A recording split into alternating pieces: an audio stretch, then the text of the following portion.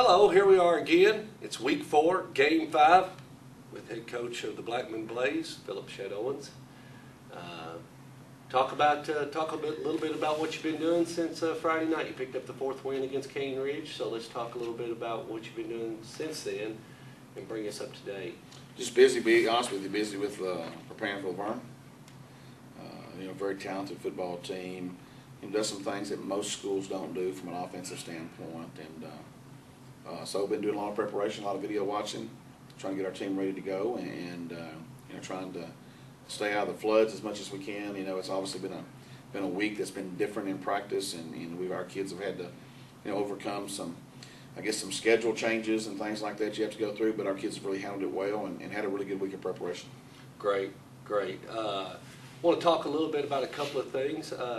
Let's talk a little bit about being ranked, and how does your team handle that, and then kind of blend that in, if you don't mind, with them actually just keeping the opponent from scoring a touchdown. And what I'm looking for here is just basically, it's not something maybe that you said, it kind of happened, you didn't kind of plan on this is kind of the way everything's kind of evolved, and really the kids kind of own it, don't they? I mean, sure. Really?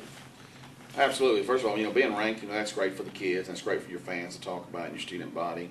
Reality of it is you play 48 minutes on Friday night, and that's all that you're really focused on. And our focus, and our kids have been able to do this, is focus each week on being 1-0.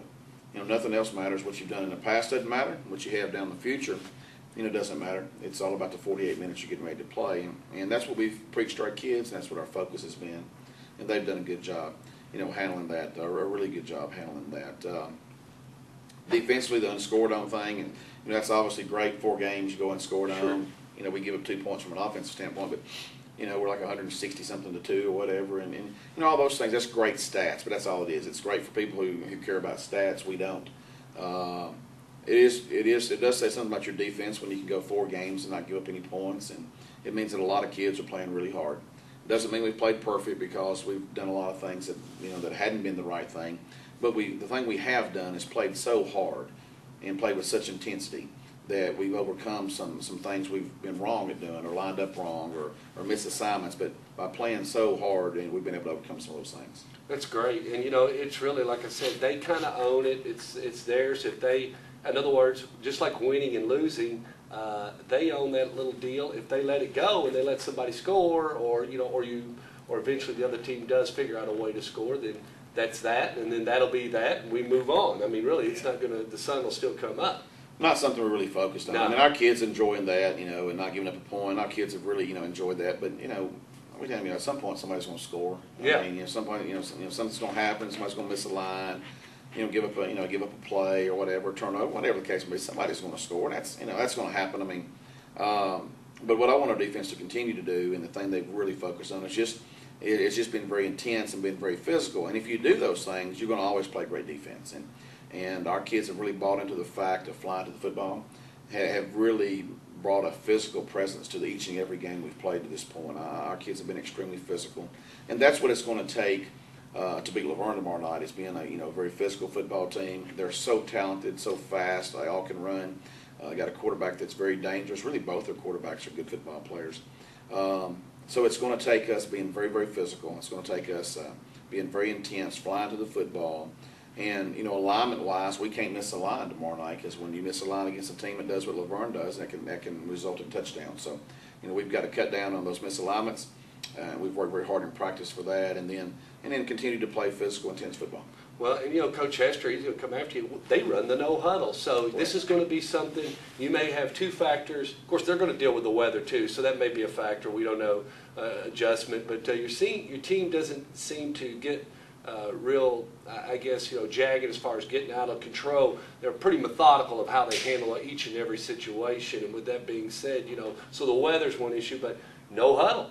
They're going to operate, call the plays, and move through it. And you've coached against Laverne. This has been their trait, and Blackman's played against it. But at the same time, you still have to be on your feet for that no huddle.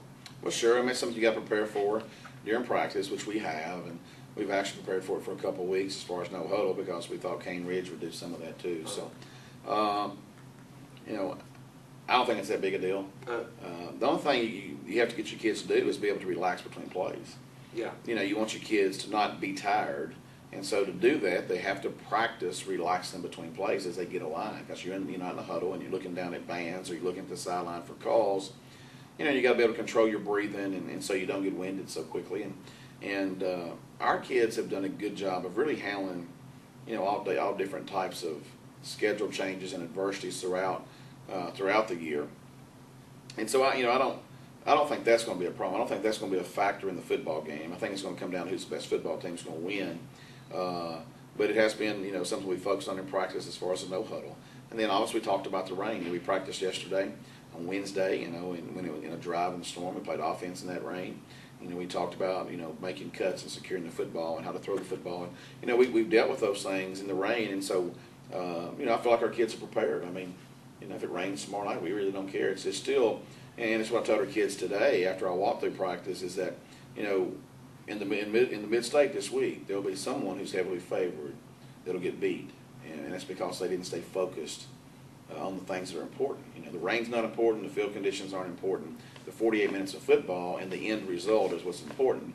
And so we talked about that with our kids, and I have no doubt that our kids will come out extremely focused. They know how important this game is. They know how dangerous Laverne is, what kind of talent they have. And so, I don't anticipate anything but our best effort. Great. With that all being said, I think that'll do it here. Tomorrow night, we're on the road, going to Freedom Field, Laverne Wolverines, Blackman Blaze, District, and 7:30. So you join us there, and we'll see if we can come away with another W.